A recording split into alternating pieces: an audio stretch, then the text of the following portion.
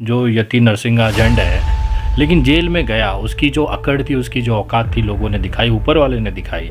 अगर उसको संविधान पे भरोसा नहीं है तो अभी 2 दिन पहले ही सुप्रीम कोर्ट में जो अटॉर्नी जनरल है उन्होंने इसको परमिशन दे दी है कि उसके ऊपर कंटेम्प्ट ऑफ कोर्ट का मुकदमा चलाया जाए। अब मत रखिए विश्वास, आपको सुप्रीम कोर्ट का जो जो प्रकोप है वो झेलना पड़ेगा।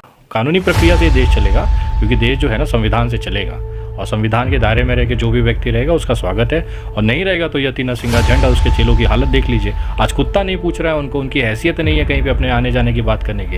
ये वही इंसान था जो कह रहा था कि लाखों रुपया फीस दे के मैं एडवोकेटों की फौज रखा हूँ। कहाँ चले गए, कहाँ मर गए वो सारे एडवोकेट जो आज उसको बेल नहीं दिला पा रहे। अरे घमंड तो रावण का भी टूटा था सर। तो आप अपनी औकात से ज़्यादा जब भौंकोगे, ऊपर वाले को चैलेंज दोगे, प्रकृति को चैलेंज दोगे, ये सारी चीज़ झेलनी पड़ेगी। तब वहाँ पे ना मोदी काम आएगा, ना योगी काम आएगा, ना प्रशासन काम आएगा। और जो लोग भी इसके समर्थन में वीडियो बना रहे हैं या बनाना चाहते हैं ना, उनको कहना चाहूँगा कि हरिद्वार पुलिस ने 13 लोगों के खिलाफ, अज्ञात लोगों के खिलाफ FIR दर्ज की है। और उन्होंने ये अज्ञात इसके लिए रखा है कि जो भी इसके समर्थन में वीडियो बनाएगा या जो भी इसके कृत्यों में संलिप्त है उनको भी उठा के FIR में दर्ज किया जाए। जो पूरा विश्वास है उत्तर प्रदेश की जो जनता है वो अखिलेश यादव और ओम प्रकाश राजभर के नेतृत्व में सरकार बना रही है। जब ये सरकार बनेगी तो मेरी पहली प्राथमिकता, मेरे जैसे जो तमाम सामाजिक कार्यकर्ता हैं, उनकी एक अपेक्षा अखिलेश जी से और जो भी इस नए प्रदेश का जो एक नया सरकार बनेगी उससे अपेक्षा होगी कि इन जैसे जो हिंदू मुसलमान कराने वाले चेहरे हैं ना, इनके ऊपर रासुका और UAPA लगाया जाए, और ये ठीक उसी तरह से लगाया जाए जिस तरह से योगी जी ने लगाया था। तो न्याय होता है, हम देख नहीं पाते और उसके लिए हम लोग आवाज उठाते हैं। अब जो न्याय प्रिय व्यक्ति हैं, भाजपा दिखा रही है, इसके गोबर भक्त अंधभक्त दिखा रहे हैं कि ये सब बिके हुए हैं, और जो गोदी मीडिया, जो स्कूटर से चलने वाले पत्रकार आज कितने बड़े बड़े गाड़ियों से चलने लगे हैं। तुम्हारे बाप ने कौन मुसलमान जनेऊ पहनता है यार? ये जो लोग कहते हैं हिंदू धर्म की जानकारी, मैं बोल रहा हूँ हिंदू धर्म का जो प्रकांड पंडित जिसको समझते हैं पुष्पेंद्र, उसको मैं कई बार डिबेट के लिए चैलेंज किया हूँ। अंधभक्त गोबर भक्तों को यहाँ तक मुझे शर्म आती है कि अपने आप को हिंदू कहते हैं और गायत्री मंत्र का हिंदी पूछ दो तो वो नहीं बता पाते। उनसे पूछ दो कि क्या होता है महामृत्युंजय मंत्र का हिंदी, तो नहीं बता पाएंगे। तो इन लोगों ने जो हम लोगों को कहा है कि ये लोग नकली हिंदू हैं, कभी भी वो गीता का प्रचार किया है क्या? कभी भी उपनिषद का प्रचार किया है क्या? हिंदू हम लोग हैं जो हम लोग गीता की बात करते हैं, हम लोग उपनिषद की बात करते हैं, हम लोग प्रेम की बात करते हैं, हम लोग सद्भाव की बात करते हैं। विवेकानंद जो शिकागो में जाके भाषण दिए, वो भाषण में उन्होंने उधर हिंदू धर्म की उदारता दिखाई, लेकिन मैं गारंटी दे रहा हूँ कि आज विवेकानंद पैदा हुए होते और विनय दुबे जी और रविकांत भारती जी जैसा वो कार्य कर रहे होते तो उनको भी ये नफरती चिंटू और गोबर भक्त, आतंकी और हिंदू धर्म से निष्कासित कर दिए होते।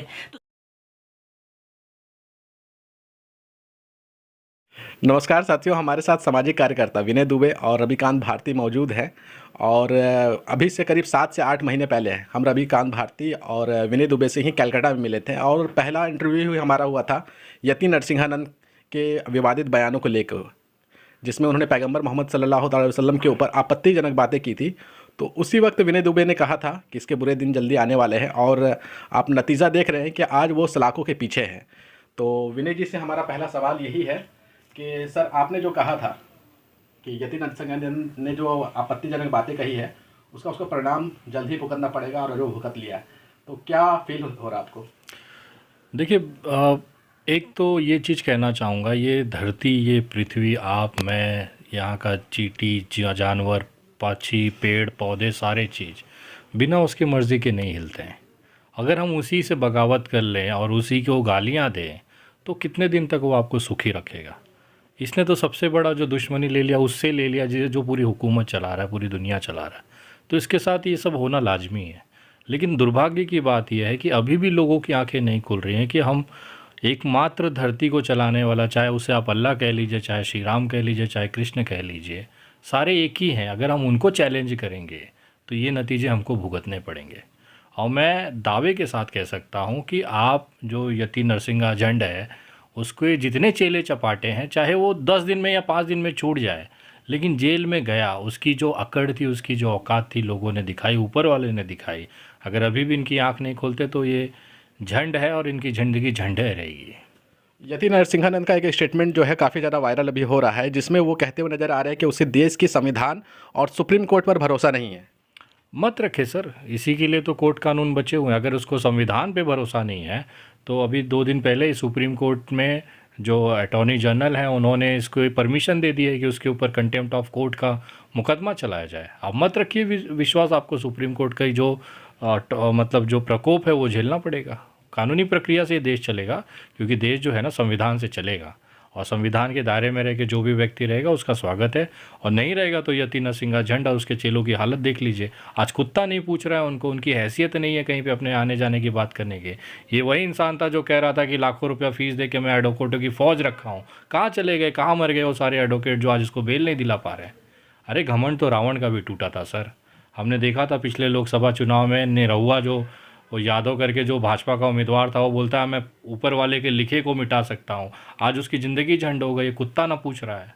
तो आप अपनी औकात से ज़्यादा जब भौंकोगे, ऊपर वाले को चैलेंज दोगे, प्रकृति को चैलेंज दोगे, तो ये सारी चीज़ झेलनी पड़ेगी। तब वहाँ पे ना मोदी काम आएगा, ना योगी काम आएगा, ना प्रशासन काम आएगा। यति नरसिंहानंद के ऊपर जो धाराएं लगी हैं उस पर भी कई लोग सवाल खड़ा कर रहे हैं कि उनको ऐसी धाराओं में जेल में डाला गया है जिससे उनको आसानी से बेल मिल सके। वो जो जेल में गए भी हैं वो महिलाओं के ऊपर जो उन्होंने आपत्तिजनक बातें कही थी उसको लेकर के जेल गए हैं, लेकिन जो उन्होंने हरिद्वार में हेट स्पीच दिया है उसको लेकर के मामला बनता हुआ दिख नहीं रहा है। देखिए, ये अभी तक सोशल मीडिया के माध्यम से एक भ्रम फैलाया जा रहा है कि उन पे महिलाओं को लेकर आपराधिक मामले दर्ज हैं। ऐसा नहीं है। पत्रकार के ऊपर हमला करने के लिए, गाली गलौज करने के लिए बीबीसी के पत्रकार पे अभी रिसेंटली उनके ऊपर एफआईआर और दर्जनों एफआईआर लास्ट 3-4 दिनों में दर्ज हुई हैं, जिस पे धीरे धीरे प्रक्रियाएं शुरू हुई हैं। अभी जो 14 दिन की न्यायिक हिरासत माननीय न्यायालय ने दी है वो महिलाओं को अपशब्द कहने के मामले में दी है। अभी हरिद्वार का हेट स्पीच, उसके बाद पत्रकार का जो गाली गलौज और जान से मारने की धमकी का जो मुकदमा है उसकी तो अभी गिरफ्तारी और जेल बाकी रह गई है। अभी पहले मुकदमे, सोचिए महिलाओं के मुकदमे में एकदम बोलते हैं ना जो हल्की धाराएं में रखी है, काहे नहीं छूट गया। बेल रिजेक्ट हो रही है हर जगह से, इनकी फ़ौज गायब है, इनके लोग गायब हैं। मैं दावे के साथ और चैलेंज करता हूं कि अगर इसके चेलों में अगर सही में किसी ने माँ का दूध पिया होगा, सही में अगर कोई एक बाप की औलाद होगा ना, तो छुड़ा के दिखा देवे। कानूनी प्रक्रिया देश संविधान से चलेगा, मैं हमेशा कहता रहा हूँ, और इनकी हैसियत नहीं है कि ये छुड़ा लेवे। हम बात करते हैं रविकांत भारती से। ये भी लगातार सोशल मीडिया पर अपने पेज से आवाज़ उठाते रहते थे और वो जो आपत्तिजनक बातें इस्लाम के ऊपर या अन्य धर्मों के ऊपर या असंवैधानिक बातें करते थे उसको लेकर के अपने सोशल मीडिया से लगातार वोकल रहे हैं और लगातार उनको जवाब देते रहे हैं। लेकिन आज तो नरसिंहानंद जो है वो जेल चला गया है। आपको क्या कहना है इसके ऊपर?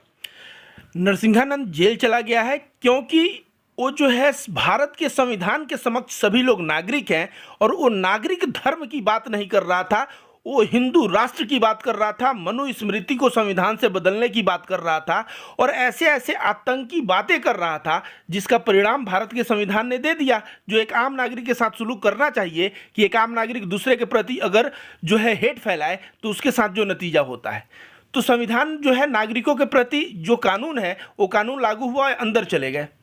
तो ये तो मैं बोलूँगा कि ये डिज़र्व करते थे। विनय जी, मैं ये जानना चाहूँगा कि वसीम रिजवी की गिरफ्तारी हुई है हरिद्वार में हेट स्पीच के मामले को लेकर के, लेकिन बहुत सारे लोगों को कहना है कि उन्हें का बकरा बना दिया गया है। यहाँ तक कि यति नरसिंहानंद भी जब फर्स्ट टाइम जब वसीम रिजवी को गिरफ्तार किया गया था तब वो कह रहे थे कि मुझे भी गिरफ्तार कर लो। हालांकि उसके कुछ दिनों के बाद उनको गिरफ्तार किया गया। तो क्या लगता है कि उनका बकरा बनाया गया है क्या? मेरे नज़रों में वसीम रिजवी जो है वो दिया, जब इस देश की सारी मीडिया, बड़ी बड़ी media channels, Bharatiya Janata party के बड़े बड़े केंद्रीय मंत्री, बड़े बड़े सांसद, विधायक, उसके बाद में आरएसएस, बजरंग दल, ये सेना, वो सेना, बहुत सारे लोगों ने जब पूरे देश में ये बता रहे थे, गला फाड़ फाड़ बता रहे थे, अपनी अतड़ियाँ निकाल निकाल बता रहे थे कि हिंदू खतरे में है, तो इस चूतियों को क्या पड़ी थी मुसलमान से हिंदू बनने की। तो इसकी जो बेवकूफ़ी, इसका जो अंडरस्टैंडिंग है वहीं पे समझ में आ गया कि जो कौम भारतीय राजनीति के हिसाब से, मीडिया के हिसाब से खतरे में है, ये गाँव जाके अपनी मरवाएगा तो इसके साथ क्या होगा। इसको ना बकरा नहीं बनाया गया, इसे कुत्ता बनाया गया है। वो भी ऐसा कुत्ता जो ना घर का रहा ना घाट का रहा, ये ना हिंदू में रहा ना मुसलमान में रहा। इसका केवल सलाद बनेगा और टेबलों पे, राजनीतिक तौर पे, पॉलिटिकल टेबल पे इसको सजा के खाया जाएगा। इसका बस इतना ही रोल रह गया है।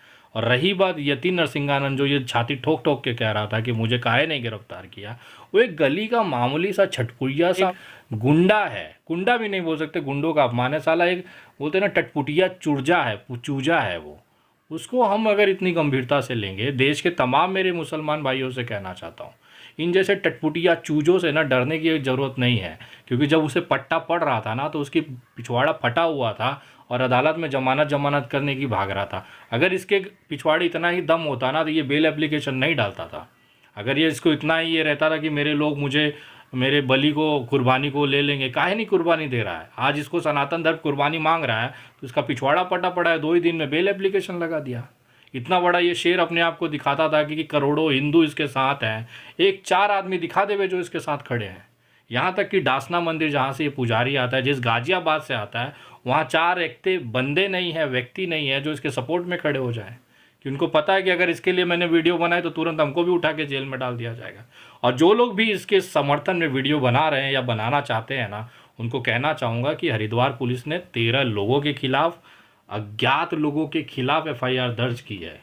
और उन्होंने ये अज्ञात इसके लिए रखा है कि जो भी इसके समर्थन में वीडियो बनाएगा या जो भी इसके कृत्यों में संलिप्त है, उनको भी उठा के FIR में दर्ज किया जाएगा। तो एक सावधानीपूर्वक आप वीडियो बनाइए। अगर आपकी इमोशन जाग रही है तो आप संभल के वीडियो बनाइएगा आगे से, क्योंकि हरिद्वार पुलिस और देश का सुप्रीम कोर्ट जो है, माननीय सुप्रीम कोर्ट, अब वो हरकत में आ चुका है। उसे समझ में आ गया है कहाँ गया योगी और कहाँ गया मोदी। बचा लेवे ना यति नरसिंहानंद को, जो अपने बच्चे जैसा उसको दूध पिलाए जा रहे थे। और सबसे बड़ा ये यति नरसिंहानंद आज इतना बड़ा इसलिए हुआ है क्योंकि हमारे योगी जी की नहीं औकात नहीं है कि ऐसे मुंह से हगने वालों पे कंट्रोल कर सकें। योगी जी के छाती में इतना दम नहीं था इन जैसे टटपुजिया पुंजों को कार्रवाई कर सके। ये समय पर कार्रवाई नहीं होने का नतीजा है कि यति नरसिंहा जी आज देश के पूरे देश में घूम घूम के मुंह से संडास कर रहे हैं। तो ये हकीकत है योगी के फेलियर की, जिसकी वजह से इन जैसे चूतिया होते हैं। और यति नरसिंहानंद, वसीम रिजी और इनके जैसे तमाम जो हैं, उनकी जो नाजायज़ पैदाइश है ना, ये सरकार की नाकामी की वजह से है। तो ये सरकार की फेलियर है, लेकिन उसको सुधारने के लिए संविधान में प्रावधान दिए गए हैं। और मैं तारीफ़ करूंगा उत्तराखंड और हरिद्वार पुलिस की, जिन्होंने सुप्रीम कोर्ट के मामले को संज्ञान में लेते कार्रवाई की। मेरा सलाम है उन तमाम पुलिसकर्मियों को जिन्होंने देश में आज भी ये विश्वास रखा कि संविधान अभी भी जिंदा है।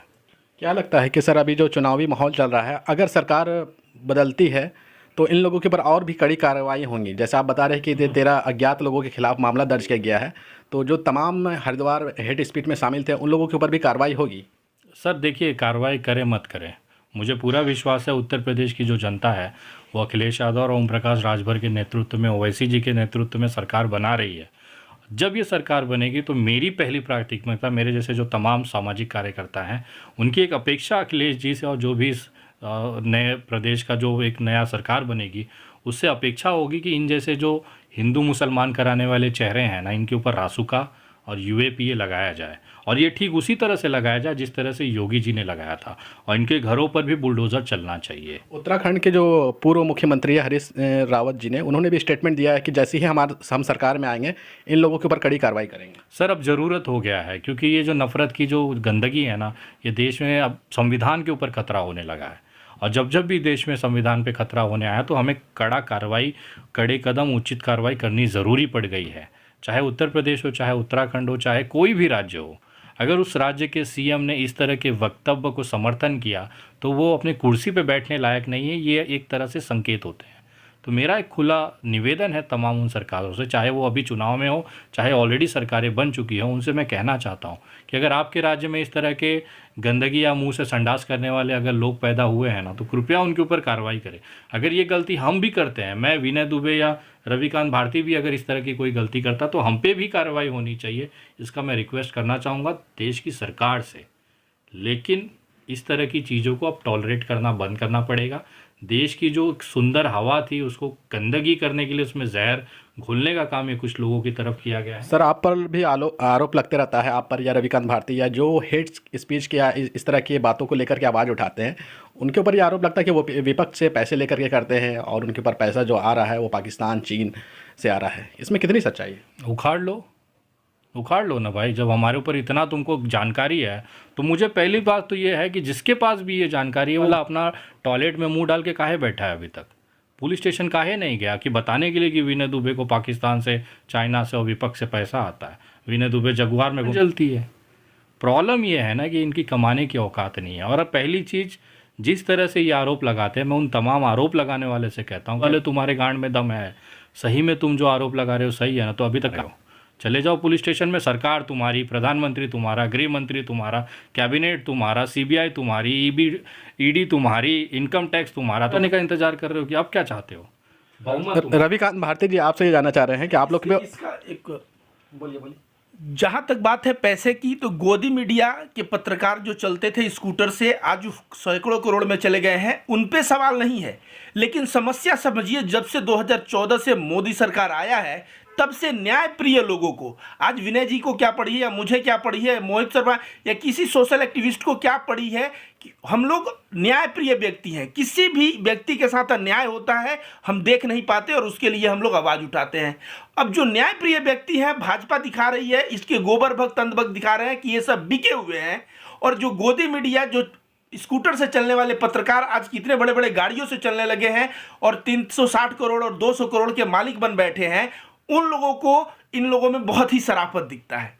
नहीं, आप लोगों पे ये भी आरोप लगता है कि आप लोग एक खास विचारधारा से है, वामपंथी विचारधारा से है, लिब्रांडू हैं, टुकड़े टुकड़े गैंग के सदस्य हैं, आप लोग के ऊपर ये भी आरोप लगता है। जी, जहां तक बात है भारत का संविधान क्या कहता है, हिंदू मुस्लिम या जाति में क्या कुछ कहता है, ब्राह्मण या शूद्र, नहीं। बाबा साहब अंबेडकर का संविधान कहता है कि हम भारत के नागरिक, हम भारत के नागरिक, हम भारत के नागरिक, संविधान में सैकड़ों जगह लिखा है। तो संविधान के समक्ष जब हम नागरिक हो गए तो फिर सवाल ही नहीं उठता। नहीं, आप लोगों पर ये भी आरोप लग रहा है कि आप लोग तो मतलब हिंदू धर्म के है ही नहीं, आप लोग जो है मुस्लिम हैं, नाम बदल करके। खोल के दिखा दे क्या तुमको वाला कौन बोलता है हिंदू ने, ये तुम्हारे बाप ने, कौन मुसलमान जनेऊ पहनता है यार। ये जो लोग कहते हैं हिंदू धर्म की जानकारी, मैं बोल रहा हूं हिंदू धर्म का जो प्रकांड पंडित जिसको ये समझते हैं पुष्पेंद्र, उसको मैं कई बार डिबेट के लिए चैलेंज किया हूं। अंधभक्त गोबर भक्तों को यहां तक मुझे शर्म आती है कि अपने आप को हिंदू कहते हैं और गायत्री मंत्र का हिंदी पूछ दो तो वो नहीं बता पाते। उनसे पूछ दो कि क्या होता है महामृत्युंजय मंत्र का हिंदी, तो नहीं बता पाएंगे। तो इन लोगों ने जो हम लोगों को कहा है कि ये लोग नकली हिंदू हैं, बात समझिए, अब ये देश में हिंदू नहीं रहा। क्यों नहीं रहा? आरएसएस वादी की जो विचारधारा है ना, आरएसएस वाद जो है नफरत की विचारधारा है। कभी भी वो गीता का प्रचार किया है क्या? कभी भी उपनिषद का प्रचार किया है क्या? हिंदू हम लोग हैं जो हम लोग गीता की बात करते हैं, हम लोग उपनिषद की बात करते हैं, हम लोग प्रेम की बात करते हैं, हम लोग सद्भाव की बात करते हैं। विवेकानंद जो शिकागो में जाके भाषण दिए, वो भाषण में उन्होंने हिंदू धर्म की उदारता दिखाई। लेकिन मैं गारंटी दे रहा हूं कि आज विवेकानंद पैदा हुए होते और विनय दुबे जी और रविकांत भारती जी के जैसा वो कार्य कर रहे होते तो उनको भी ये नफरती चिंटू और गोबर भक्त आतंकी और हिंदू धर्म से निष्कासित कर दिए होते। तो समझिए आरएसएस का प्रोपोगंडा जो है ना, जो चल रहा है, वो देश के लिए सही मायने में खतरा है। और मैं आध्यात्मिक हिंदुओं से अपील करना चाहूंगा, मैं सच्चे हिंदुओं से अपील करना चाहूंगा कि जो गीता में लिखा, उपनिषद में लिखा, अगर उसके उल्लंघन कोई भी संगठन या कोई भी हिंदू करता है, हमें उसके खिलाफ आवाज उठानी होगी। और वही फर्ज मैं निभा रहा हूं क्योंकि मेरा कर्तव्य और मेरा धर्म वही है।